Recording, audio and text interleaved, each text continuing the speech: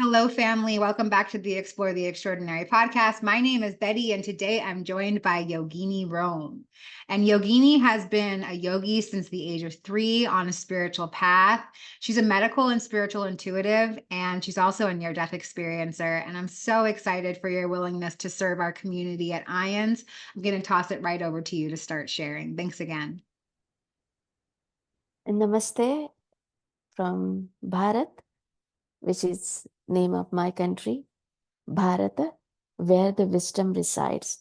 And Bharat is called the heart of spirituality. And here the yogis are born and they are shaped from the childhood. So my spiritual journey started from the age of 3. I did my qualification education very well in the finance, marketing, etc. Hit the top of my career.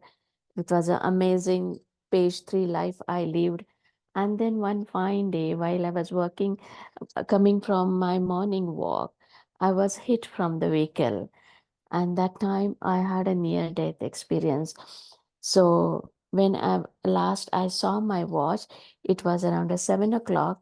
And next time when I got little conscious, I was in hospital. But in between, something happened. Like I saw that one luminous light open, like a tunnel, and 2 white shadows were coming towards me. These tunnels I had not seen the first time. I had seen multiple times during my childhood as well. So it wasn't something new for me, but I was curious. Those 2 shadows were coming towards me. And one shadow came further and one was behind that shadow. But what I see, they were kind of a masculine energy, male. And they asked me to come with them. And I raised my right hand to go up. And then I said, wow, if I'm going up, I'm in the middle somewhere, I'm going up, then what is it down?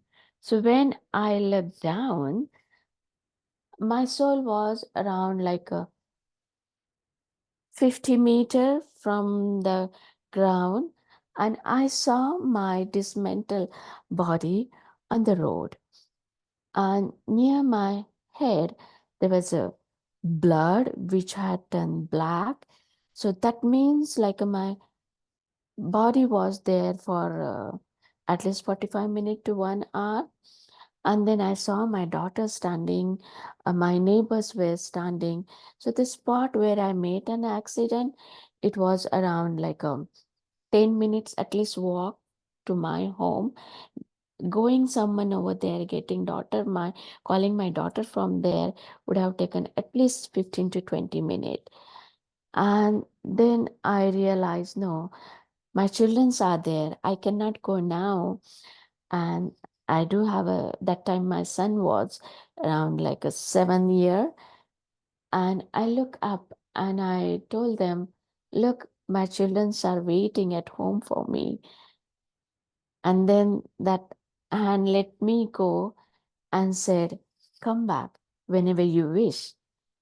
And then I moved my body like, there was a little like a pain. I could feel the injury is there. Something has happened to me. And then everyone started shouting, she's alive, alive, alive. She's alive, do something. And I don't know after that what happened.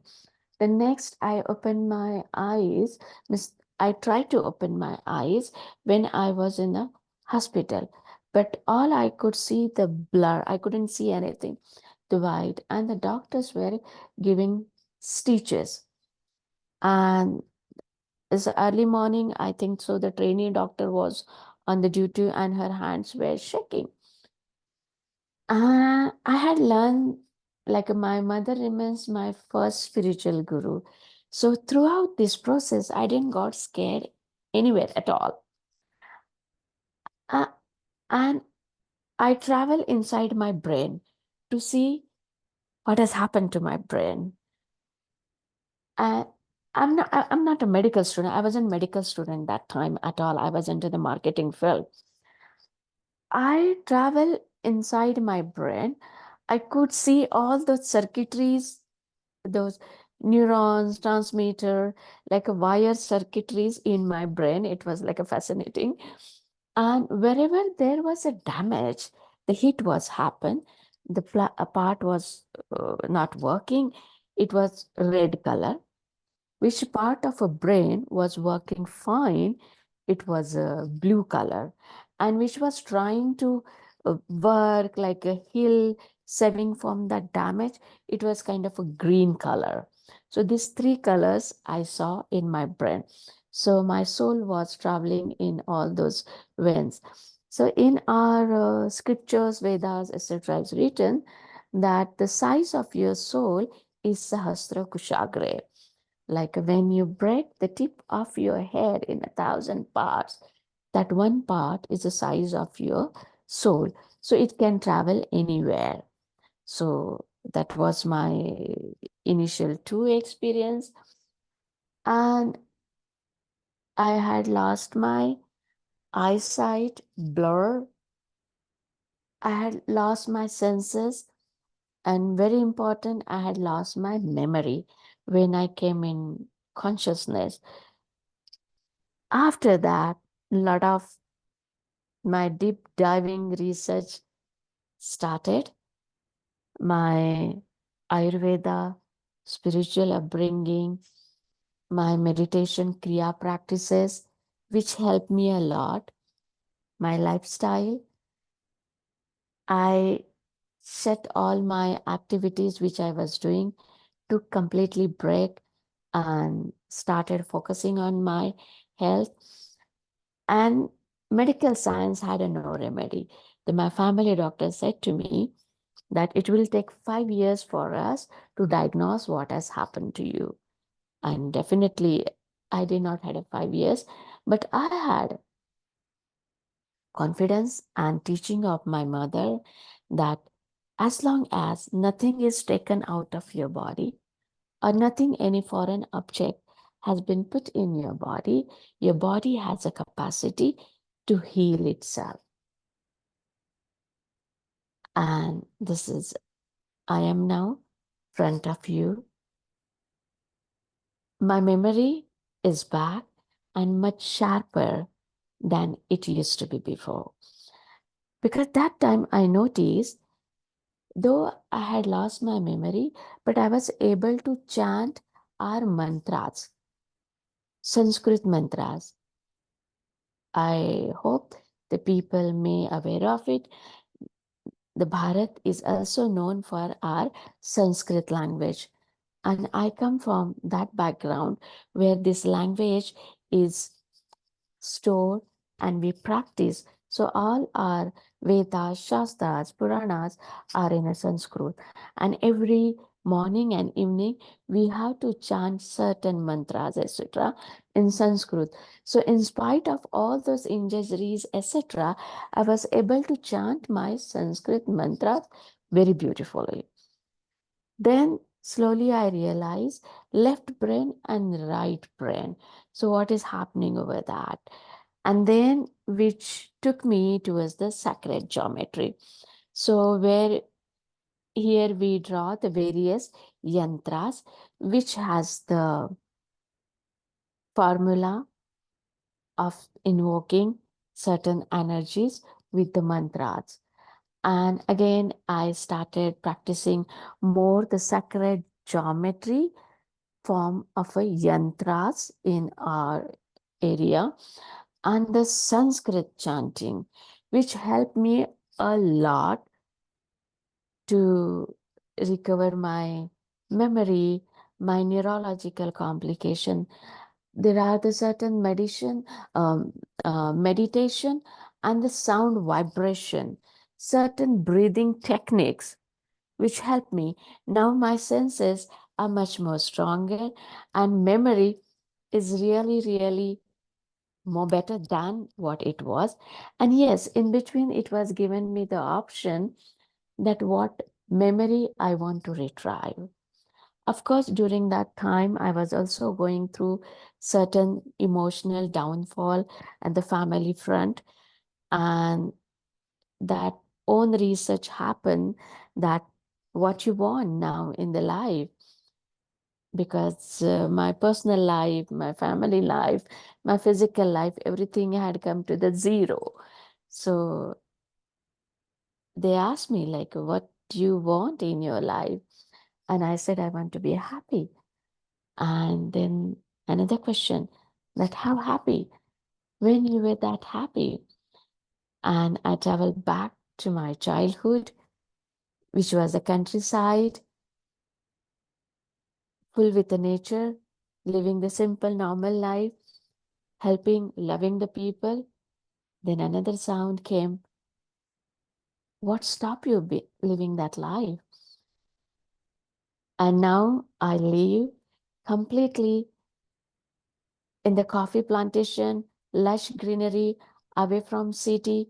Morning, I've been woken, like I get call from the birds, creeping sound, etc. So I went back to my childhood kind of a atmosphere that helped me to heal.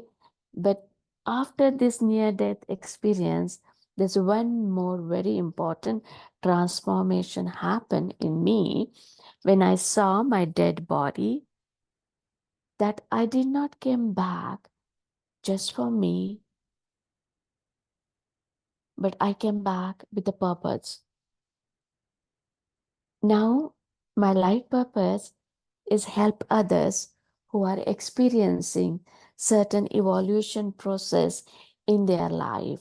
So I share my physical recovery journey, my spiritual journey, my emotional and the neurological finding, because after this I took deep dive in also neurology, immunology, uh, and it helped me to connect the dots between the Ayurveda, Vedic science, medical science, and this miracle of a human body. So I connect those dots and help others to experience this transformation. That's a little bit about me. So here in my place, Veda, Ayurveda, ancient Vedic science, psychology, spirituality, and modern medical science works together to help me to heal others. And that helps me to be happy and heal. That's me. Thank you so much for sharing. I really, really enjoyed listening to you. And I have a couple of questions that came up for me. I want to know about, so from the things that you learned from your experience and what you're doing with your life now, what are some tangible tools that you can share with the audience if they're looking to get into a more healed space? Where do you start on this road? Okay. Now, what happens over here when the soul comes on the earth? Okay, so the spiritual soul who are born in the certain realm, fourth or fifth realm, they are not normally on the spiritual level. But after we come on the earth, we forget our commitment, the conscious level, etc., and we get lost into mundane world. And that time, the hit happens in the life, which is your awakening time. So that could be the emotional, spiritual, or physical hit. Okay. And the healing part of it, the journey of a who and why start. So the Western world, the resources available over there, the medical resources available over there, but you need someone healing and guiding during this time, because a lot of churning process happens during this research of own diving. So you need someone who has walked through that path. Just simply meditating or having the diet or certain food, etc., definitely it will heal, but some strong support system should be there. Maybe the organization or someone who had experienced the same path that I found more helpful.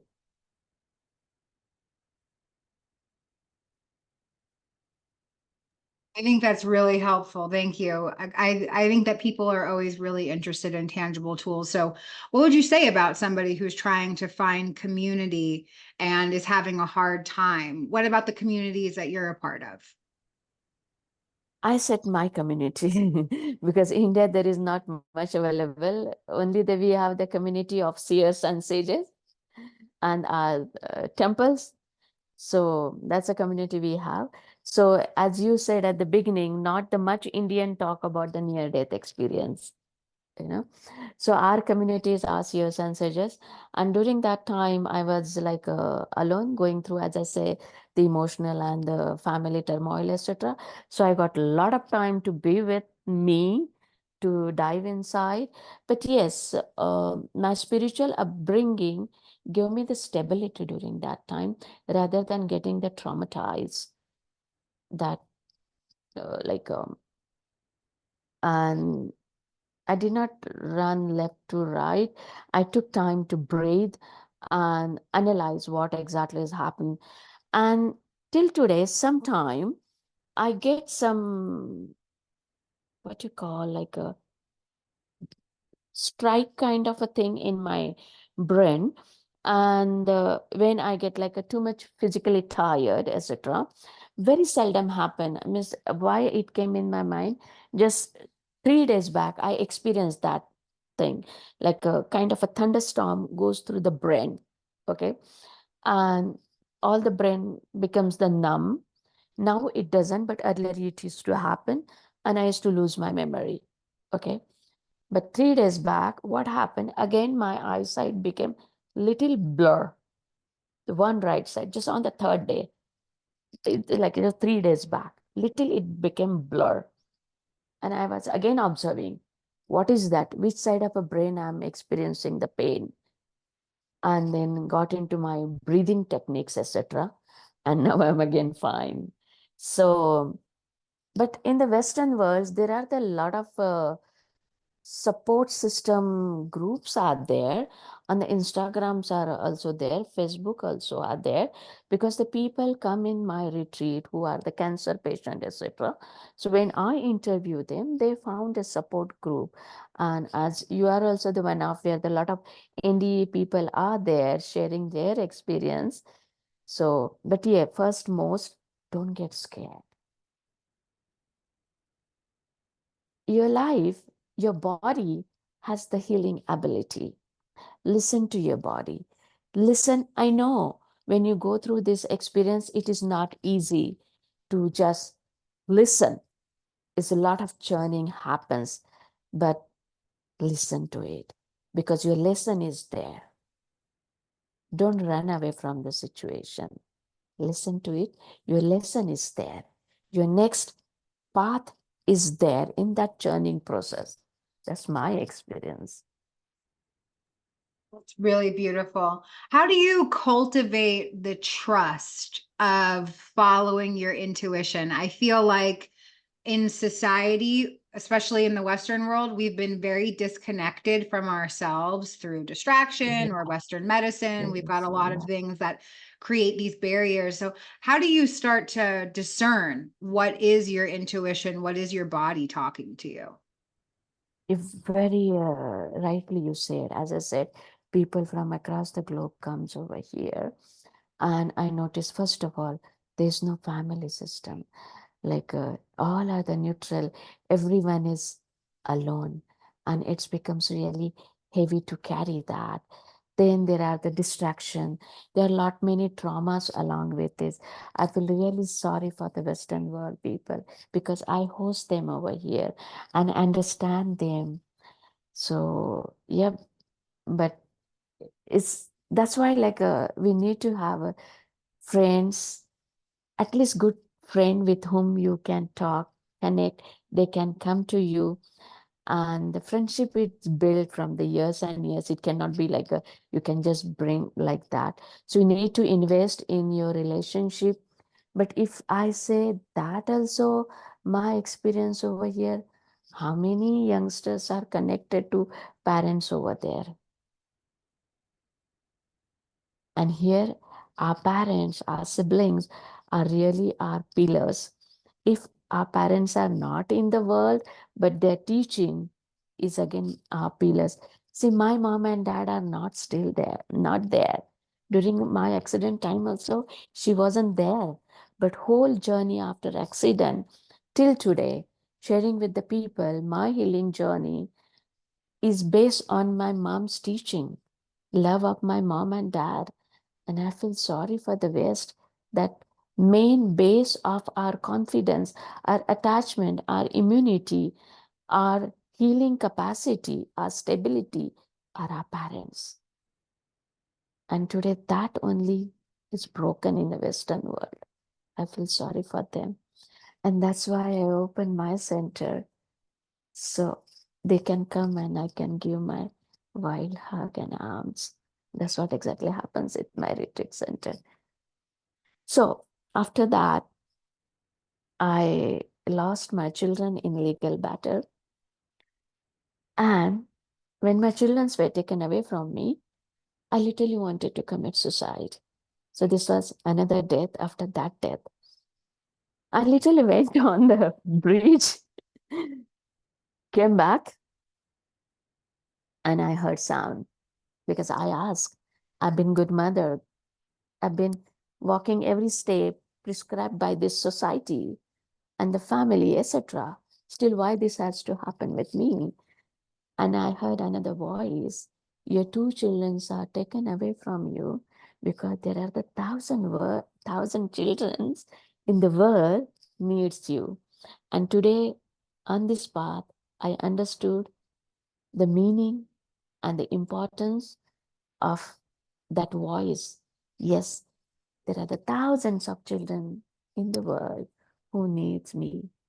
And since I hug them, I heal them, that helped me in healing. And I found the real purpose of my life. And now I'm happy. Wow. Thank you for sharing that. Thank you for being vulnerable and talking about your path. And I love that when one door seems like it closes, if we're open-minded enough, we can have that energy restored to us in some way. Maybe not the way that our human thinks that it should look and be, but spirit might have a bigger plan for us. And that's really what I just got out of what you said. And so thank you so much for sharing that, because it shows fluidity. It shows that, like the surrender to these situations, to these circumstances, and just allowing the flow to come in and allowing love to come back into your life. Last month, one lady came to me, and when she inquired about the retreat for the grief and healing retreat, she inquired. So first thing I asked, what the life is showing at the moment to you, because I will see to that if the really my presence in that person's life is needed. It's not like a luxury or the normal yoga retreat. I see it is every minute mine on the earth is very important. It's only for the people whose soul, whose life really need and in the transformation. So when I asked her, she said, I recently lost my 23-year daughter for the cancer. And herself, she is a cancer survival and warrior. And imagine she lost her daughter for the cancer. And I immediately said to her, welcome. And she said to me, without you, this journey would have been not possible because she lost her daughter to cancer. I also lost my children for something. So we were able to connect. And I was able to share my healing journey with her. So maybe universe wanted me to go through all these experiences so I could connect with the other people and experience their pain. I would like to share one poem I wrote during my childhood. I was in a fourth standard.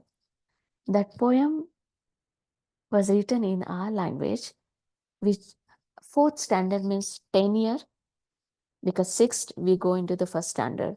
So 10, 11 year. So in that poem I had written, हे भगवान मुझे दुनिया की सेवा का वरदान दे. Hey God, give me the boon to serve the world. दुखियों का दुख मिटा सकूं ऐसी शक्ति महान दे. Give me power to take the pain away from the people's life. दुखियों का दुख मिटा सकूं ऐसी शक्ति महान दे. Great power, so I could take the pain away from the misery and pain I take people's life. जो आंसू से भीग रहे हैं उन्हें हंसी की छाव दो. The people who are drenched in the tears, I should able to put little smile on their face. जो बिना सहारे भटक रहे हैं उनको सुख की बाह दो. People who has no one to hold in their life, I open my arms wide open to hold them. हे भगवान मुझे तुम दया दृष्टि और भक्ति दो. Hey God, really, if you want to give me something, give me eyes of yours of compassion, devotion. Yet सदा बुराई से लड़ पाऊं ऐसी शक्ति महान दो. Yet give me the power to stand against whenever there is the injustice. But if you really want to give something, give me your eyes of love and compassion. So this was a prayer answer which I used to pray during the childhood. Don't you think so?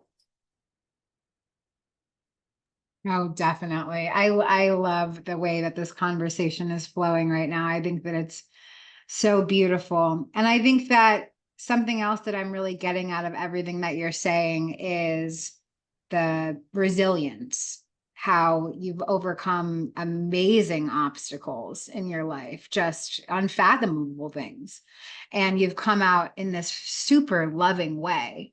So I heard you kind of talk about the fact that even after your experience, you went through deep depression.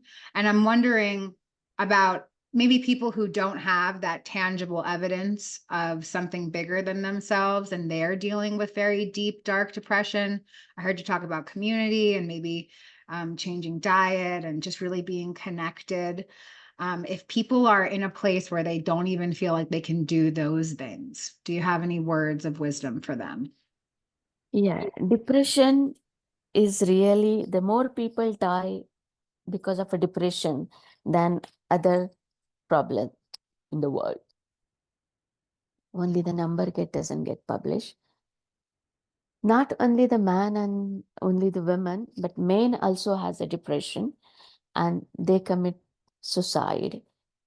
They think like a depression is incapability of handling certain thing. During the depression, I know like finding, if you have a friends, talk to them. And I think what helped me during the depression, as I said, like my depression journey was also the deep dive into the spiritual, so it was a little different journey. But breathing techniques, good, holistic, fresh food, fresh air, close to nature, having the sunshine around will definitely help you. Good, live food, fresh food, simple, and the breathing techniques that will definitely help you.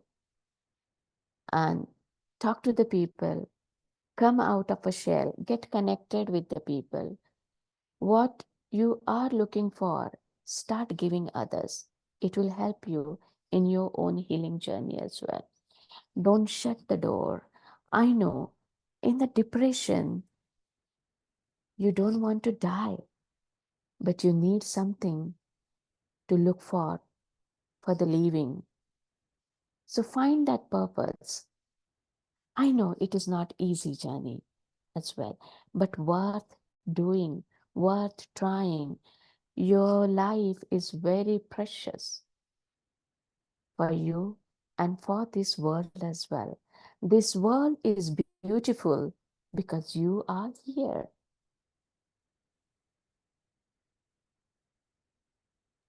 That's really beautiful, very helpful.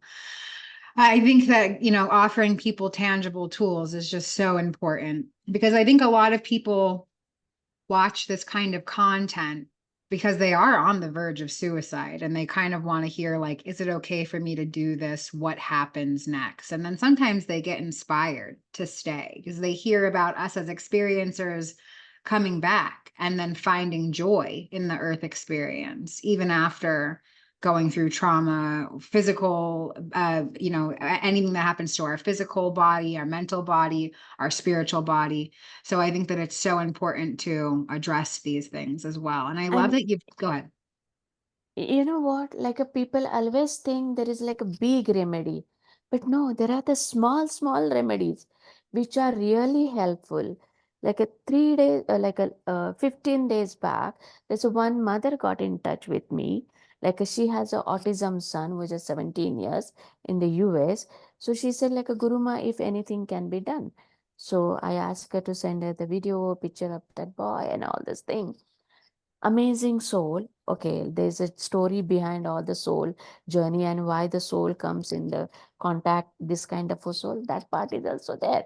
So I gave her certain mantra chanting for that boy and certain neurological exercise to write something. And she asked me, Guruma, it is so simple, but now he started writing. He became the calm. Yes, that what it is. And yes, another thing. There is not a single drug was taken by me. Like after I lost my memory, they wanted me to, and the senses, they wanted to keep me the steroids.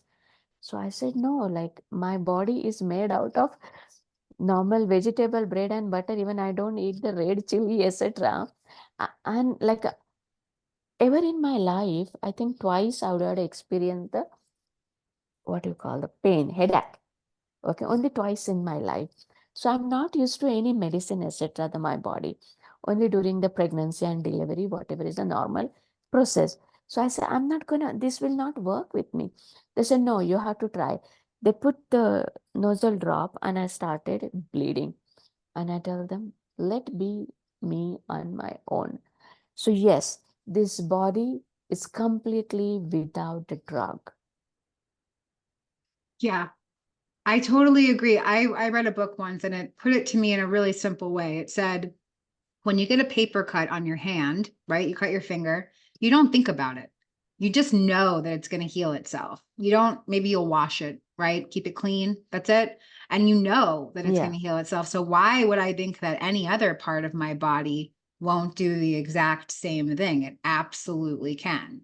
So I love that you're talking about this. Yeah, and another thing, like this depression, what we spoke about, as I said, like I'm experiencing all this Western medicine.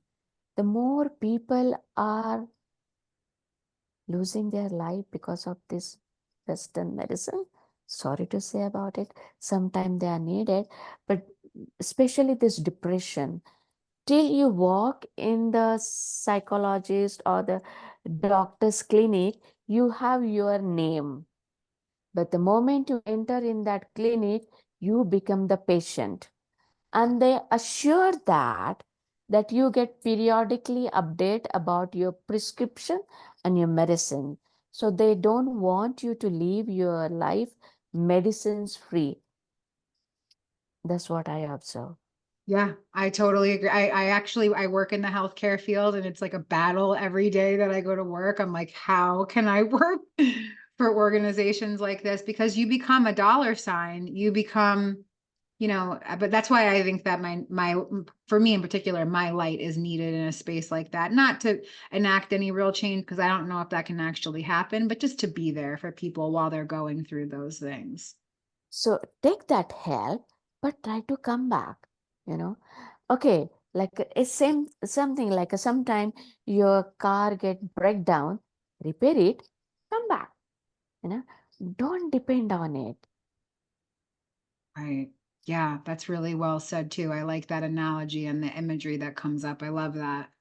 I've really enjoyed this conversation today. I want to see if maybe there's any other spiritual information or mystical experience that you feel called to share about with our audience? Yep. My mystical journey, as I said, is from the childhood. The India is the place of spirituality, heart, and the yogic living. Okay. So, yogic journey from the childhood, connecting with the different entities, which I learned from my mother, because she told me everything is a frequency and vibration. You can connect when you change your frequency. Second thing, nature is the best healer.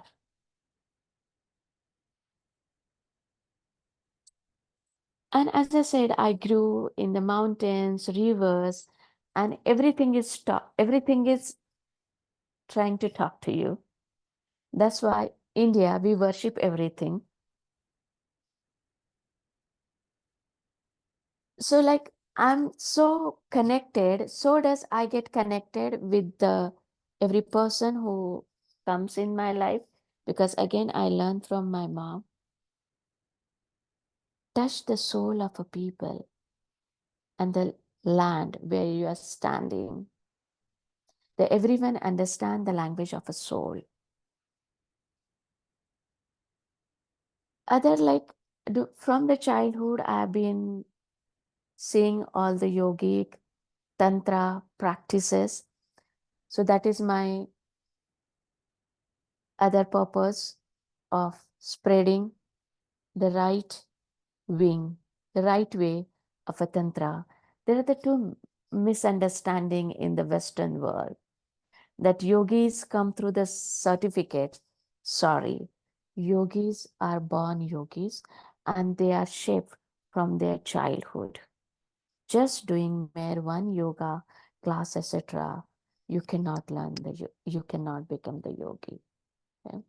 One is that. Second thing, tantra is just not mere the sex. Tantra is a technique, tool which you can utilize for the betterment of this life opportunity. For example, now you are 1,000 miles away from me, but we are connected. This is tantra. Okay. So when we chant, like I use a lot of mantra chanting, etc., in the healing journey over here, because the mantras are those sonic vibration. Okay, our body is a 70% of water.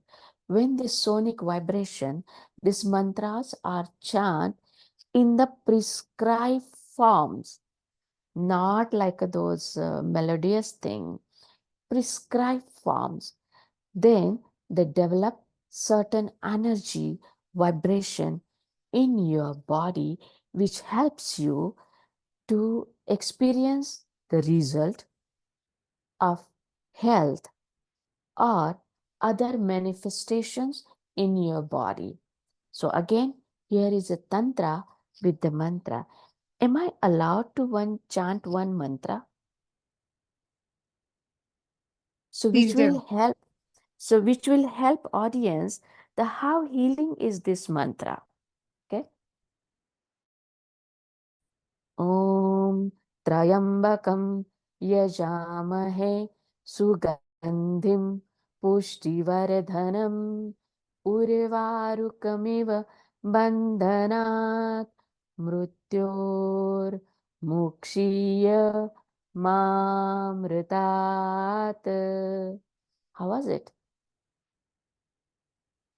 The meaning of this mantra is, hey, consciousness or a Lord Shiva, I'm meditating on you.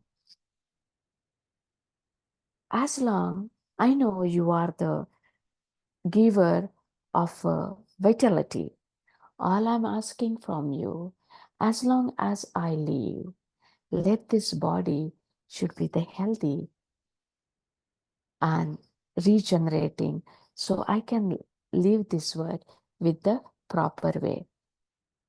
So isn't this healing? The mantra, when it is chanted in the certain frequency and the vibration, then one should know the meaning of the mantras before they chant. Okay. So one should be very careful about choosing the mantra. Second thing, all the mantras, the Sanskrit is the mother language of all the literature, whether it is yoga, Veda, Ayurveda. That's why our nation, Bharat, is known for Bharatasya Pratishtadve Sanskritam Sanskritihi Tatha, our Sanskrit language and our culture. Okay, so on the name of yoga, be careful what you are learning, whom you are surrender. Another thing, this knowledge is available for betterment of humankind. It has no label about a particular religion, etc. So everything is open for everyone. And I'm willing to share with everyone whatever our seers and sages left for us, and whatever as much I know, I'll be glad to share with you. Thank you so much for your willingness to serve our community at IANDS today. Is there anything else that you'd like to share to feel more complete about our time together? Food is very important. Okay. Our journey, food is very, very, very important. Okay. I'm really like when the first people started coming over here, they all vegan. I say, why vegan? Because in India, the golden oil is very important in our diet. Milk is very important in our diet. I drink milk, and golden, without golden oil, I can't eat, because our particular community, really all the products made from the cow's milk is considered auspicious in the Ayurveda, and the rejuvenating our cell, eye, skin, etc. Okay. But then I realized what the food is getting served in the Western countries. Now I'm lucky enough, we have our cow and a calf, which is a part of our family. So we call our cow Chandrika and her calf Hemavati, and I buy all the jewelry, etc. for them. So they are the part of. So the cows are not like a calf is not taken away from the cow. The milk is given and little bit is taken out for our consumption, etc. But I understand why the Western world is turning towards the vegan. One is that. Second thing, processed food. So-called the superfood is also processed food is coming. If you really want to take care of a health, you need to have a whole food. Okay. Now the new things people are talking about the millet. Okay. So there's a boom of the superfood, millet. Now why we consume the millet? Because millet doesn't need the pesticides. Okay. They has their own nature of saving them. It need little rains, but it will be only healthy and helpful if it is prepared in the traditional way. Because you say like a ragi or the other quinoa, etc., helps in the fiber. But if your ragi is a processed morning cereal, sorry, it will not help you. Okay. So see to that you have a whole food on your table. It is really not difficult to cook at all. Okay. Just need little planning and the knowledge of the whole food. Another thing, fermenting this all the millets, etc., helps in the digestion. Okay. Second thing, lot of GMOs, etc. products are there, but you can't help. All the pharmaceutical and this food industry is ready to tap because they are thriving on you. You need to really wake up. Okay. Third thing, spices in our Indian system. So now the Western world thinks whatever is good, you consume in the more, it will help you. Sorry, it will not help you. Even nectar, if you take in excess, it will turn into the poison. The example when I will get you, the turmeric shot. The people take turmeric shot. If you notice the Indian food, the 5 people's food, we will use a quarter spoon of turmeric in one dish for the one serving. Okay, that will be added along with the other black pepper. So digestion becomes the easy. If you take the excess turmeric, end of the day, it will generate heat in your body and the blister. Excess turmeric will release. It will not help you anywhere. There are another helpful ingredients like a fenugreek, fennel seeds, this, and then the coriander. A lot of diseases are because of inflammation and your second brain guts. Okay, if your two both brain are in your hand, you will be happy and healthy is assured. Okay, and the greatest gift you can give yourself is the simple life infused with the conscious herb. Good research on the Ayurveda. It's just a simple living and will help you a life to keep all the drugs away from you. Okay. Second thing, fresh vegetables, colorful vegetables. Eat your, cook your food, eat your food warm, eat your food with meditation. Be with your food, you call as mindful eating. We have one mantra for there are this couple of mantras of the food. So there is one like Vadani Kavala Gheta Naam Kya Sri Hari Che Sahaja Havana Hote Naam Kheta Pukache Jivana Kari Jivatwan Anna Hai Purna Brahma Udaran Bharana No Hai Zani Che Yajna Karma. See, whatever is right now on your plate, it had its own life. You have taken that life and it is on your plate. So give respect to that life. One is that. Second thing, everything in this universe is Brahma. The people, audience who are listening to me, in there also is Brahma. Which Brahma is in me? Same Brahma is in every creation of this world, whether it is your fruits, vegetables, etc. And when you put this Brahma in you, your act of eating is also a Brahma, holistic act, holy act. And what you eat, the energy get generated out of that food will be affected by your way of thinking. And on that fuel, this your body will run. So the food plays very important role in your physical, emotional, and the spiritual journey. Because on the spiritual journey, we have very strict foods regulation and which really help, which makes me who am I today, and also helps my guest in the retreat, Satvic food. It's not difficult. It's just you need to have little time for your health. Whole food, soul food. I think that that's such an important message. Thank you. Food is medicine. Thank you so much for sharing about that. I really appreciate it. And I'm so grateful for your willingness to come on and serve our community at IANDS. Thank you again.